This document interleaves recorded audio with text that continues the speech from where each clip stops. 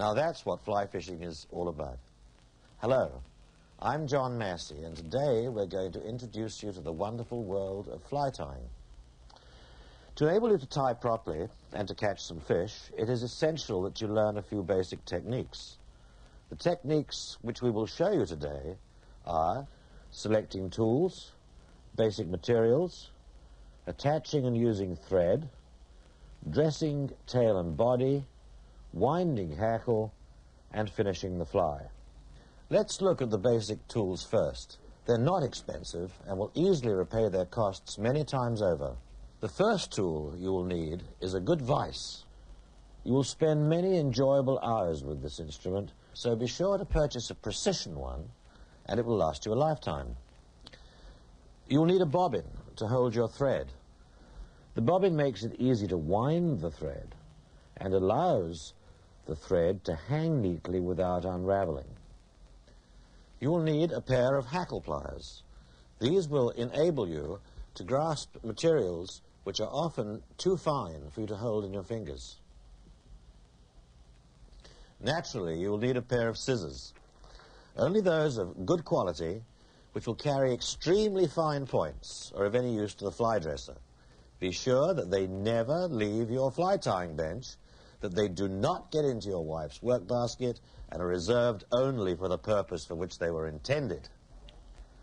Before tying, the thread should be waxed, unless you have bought pre-waxed thread. This enables you to bind the materials more firmly to the hook. Once the fly is completely dressed, you will need a whip finisher, a bodkin, and some head cement. These are the basic tools. As your skills and ambitions increase, you may feel the need to add others, or you may find the odd one that you can do without. Now, all of the flies which you will tie fall into one of two broad categories: dry flies, which are designed and tied to float, or wet flies, which are designed and dressed to sink. The creatures we are to imitate when we tie a fly will vary in size from 2 or 3/10 of an inch in length to, in some cases, many inches.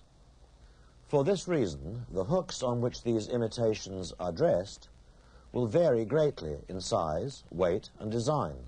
We'll show you more about this later.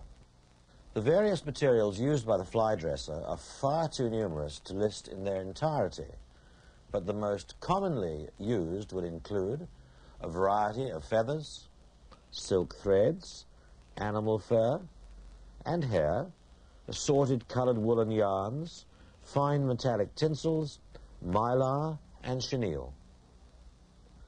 A fully dressed fly may contain as many as 16 or more components, but most patterns do not call for more than 6. Now these are the tail, the body, the rib, the hackle, the wing, and the head. Okay, now that we have introduced the necessary tools, some materials, and identified the fly's anatomy, let's tie a fly. Our first one will be nice and easy. Select number 6 standard shank hook and place it in the vise like this. Place a spool of tying silk or pre-waxed thread in the bobbin. To get the thread through the tube, insert it into the tube and suck it through like this. Next, pull 4 or 5 inches of thread through the bobbin and ensure it is waxed.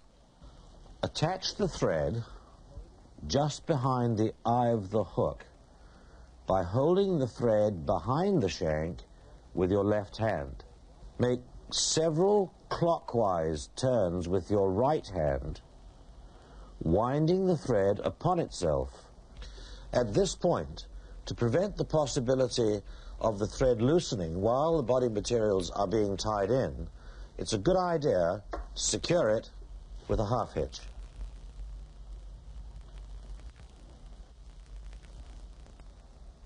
And snip off the excess thread.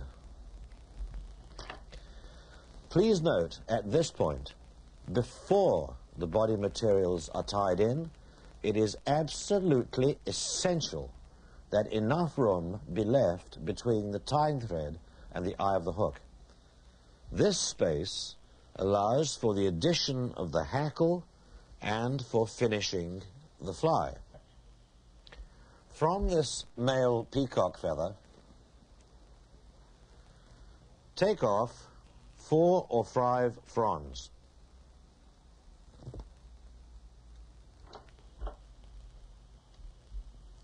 Align the tips and place them on top of the shank of the hook. Wrap 2 or 3 turns around them to attach them firmly in place. Secure once again with a half hitch and cut off the excess material.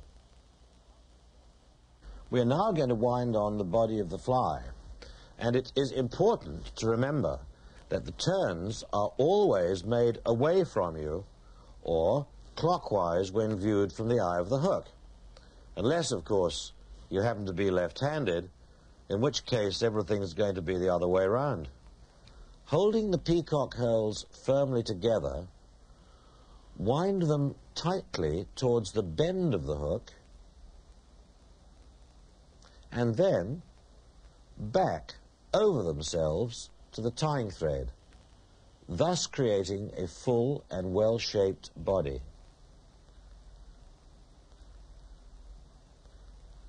Tie the hurls in by wrapping a couple of turns around them with the tying thread and secure with a half hitch. Clip off the excess material.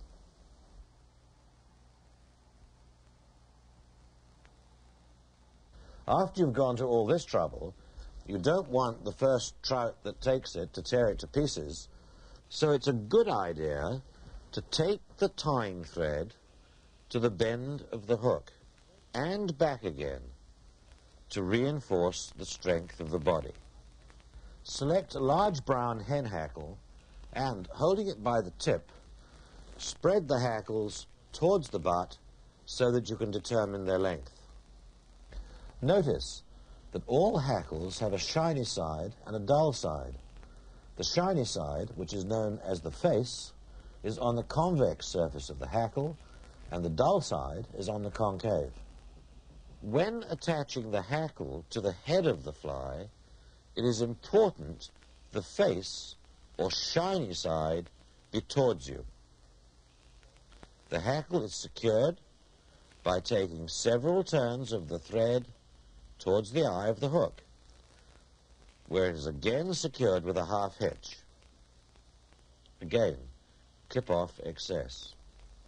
For ease of handling, the hackle pliers are now attached to the free end of the hackle, which is now wound on as tightly as possible towards the eye of the hook, while keeping some tension with the hackle pliers. Take 3 or 4 turns of the tying thread and tie it off. With those scissors, which are reserved for no other purpose, clip off the excess hackle as closely as possible to the shank of the hook. While gently stroking the hackle towards the bend of the hook, wrap several more turns of the tying thread to shape the hackle to your liking.